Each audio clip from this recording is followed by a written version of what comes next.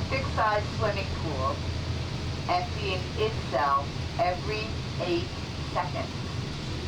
Now, once this is empty, we don't need it anymore, so we get rid of it. It's jettisoned from the orbiter, and it starts to tumble down toward Earth. And as it approaches the dense air of the Earth's atmosphere, the weight of the external tank will bump into and rub against oxygen atoms, air molecules, and that creates friction. I see a lot of is the central instrumentation facility. Every time an orbiter lands, all of the cockpit equipment is taken out and brought to CIS so it can be tested and calibrated. Once that is done, the cockpit equipment is placed back into the orbiter. The orbiters are made to be reviewed 100 times. Columbia was on the 28th mission.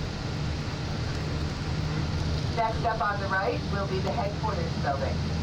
Our national director for NASA is John O'Keefe. His office is in Washington, D.C. The Kennedy Space Center director for NASA is James Kennedy. No relation to the former president. His office is on the right. There are more than 15,000 people who work at Kennedy Space Center, but only about 1,200 of them are direct NASA employees. Everyone else works for private companies like Boeing, Lockheed Martin, United States Alliance. Those companies act under NASA supervision as government contractors. The largest building in the industrial area is Operations and Checkout, which is coming up on our right now. Look on the outside and you're going to see exercise equipment and a jogging path. Inside of Operations and Checkout is a state-of-the-art fitness center, open to any Kennedy Space Center employee, but inside of O&C, because this is where the astronauts stay when they visit Kennedy Space Center. Before launch, they'll arrive 5 days in advance. They'll stay in special complete right now.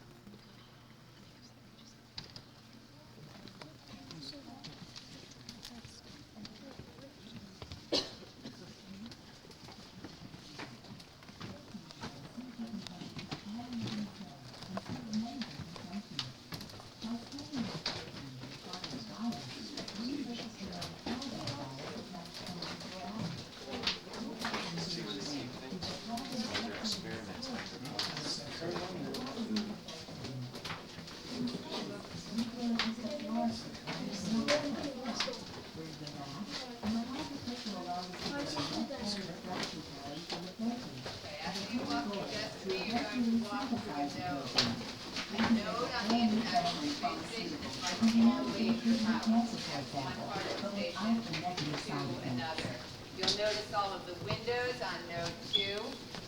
Of course, most space on the International Space Station is dedicated to science research, but there isn't that much that goes on inside the node, so they put a lot of extra windows so the astronauts and cosmonauts could at least have a chance to enjoy the view.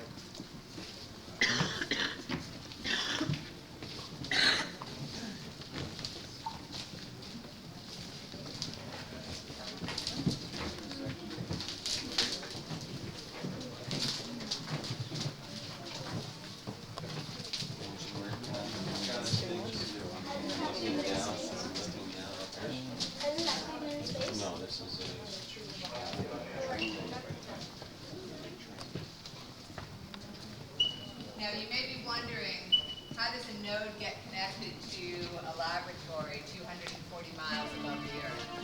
Well, that would be the work of the remote manipulator system, where our people from Canada, also known as the Canada Arm model, which is here. About 2.5 weeks ago, a Progress resupply ship did dock with the International Space Station, bringing up food and oxygen, fresh vegetables, and water. At all times, the astronaut and cosmonaut have a minimum of 45-day supply of everything that they're going to need on board the ISS. A lot of people... Over 100,000 people in 17 different countries are involved with the International Space Station. So one of the most important work that is done here at the Space Station Processing Facility is to make sure that all of these components are going to fit together, because they don't want to find that out when they're 240 miles above the Earth, going 17,500 miles per hour. They don't actually physically fit things together, they do it digitally. If you look directly across, hanging from the walkway, you'll see the American flag and the NASA logo, and next to that, the flag for the Japanese Space Agency. All the way down on the right, you'll see the Japanese laboratory Kibo. Next to the flag for the Japanese Space Agency, one representing the European Space Agency, and then another representing the Italian Space Agency. At their facility in Turin, the Italian Space Agency built the real multi-purpose logistics modules, and all three of them are here. They are called Donatello, Leonardo, and Raffaello. They're not named after the Ninja Turtles. The Italians did such a good job.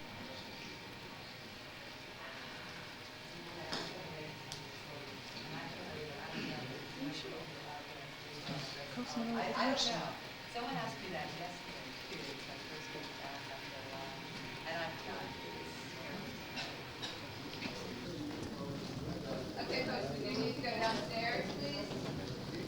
Wrap up your picture.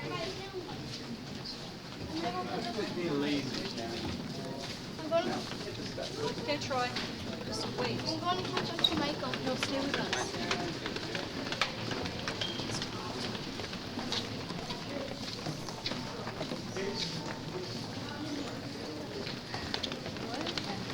Workers and members of the press, because the route that we're going to take now out to launch Complex 39 is the same route that every astronaut who ever flew from Kennedy Space Center has taken. On January 16, 2003, the 7-member crew of Columbia left on a 16-day science mission. It's going to explain when those doors are opened all the way to the top. It takes 45 minutes to open those doors all the way. But once they're open, you have enough room to slide the Statue of Liberty through those doors. There's enough room on the roof of the vehicle assembly building for Yankee Stadium, and you would have 1 acre left over for parking. Now, inside the VAB right now are the solid rocket boosters that will make up part of the propulsion system for our next shuttle flight, no earlier than March 2005. And although all three of our orbiters are here at Kennedy Space Center, none of them is inside of the vehicle assembly building. They're in their special garages, aircraft hangars, called Orbiter Processing, manufactured by Lockheed Martin in Beachy, Louisiana. It is brought by barge around the Gulf of Mexico, and that barge is here at Kennedy Space Center. As we make the turn, it'll be on your right, the Pegasus barge that looks kind of like a tunnel. Okay, we saw a lot in a little bit of time. Does anybody have any questions? No? Very smart. Is the equivalent of an 8-lane freeway. And it was specially built because the combined weight of the crawler, the mobile launch platform, and the fully assembled shuttle is 18 million pounds, which crush a regular road. Now, 18 million pounds doesn't move very quickly, less than 1 mile per hour. Actually, that's what we always said, and then when I was at the cart, you're actually on Merritt Island right now. Cape Canaveral is a separate facility. It was from the Cape that the early days of space launches took place from. That is because this facility did not exist. It was mostly wetlands in the early 1960s and wasn't ready for launches until 1968. Ever since then, all manned space flight has taken place from here, the Kennedy Space Center on Merritt Island. It gets confusing because the Air Force continues to launch unmanned rockets from the Cape. Tonight at 6:57, third time's the charm, the Air Force will attempt to launch an Atlas rocket carrying a satellite from the National Security Administration to press the sound. 300,000 gallons of water is spread along the launch pad. When the shuttle returns to flight, whether you watch at home on TV or you're here with us, you'll see all this white stuff. But now that you know about the water, you know that all this white stuff is actually not smoke, it is really steam.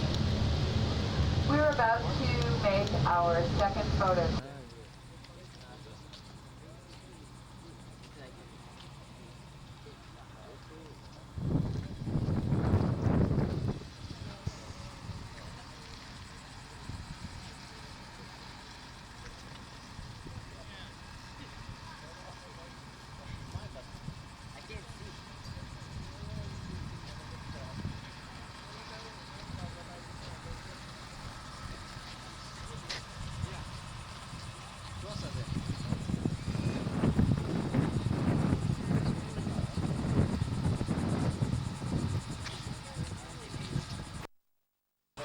Everybody else is taking the pictures from us.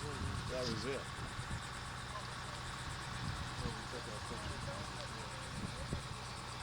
I had one shuttle open, the other one was in a cocoon over here.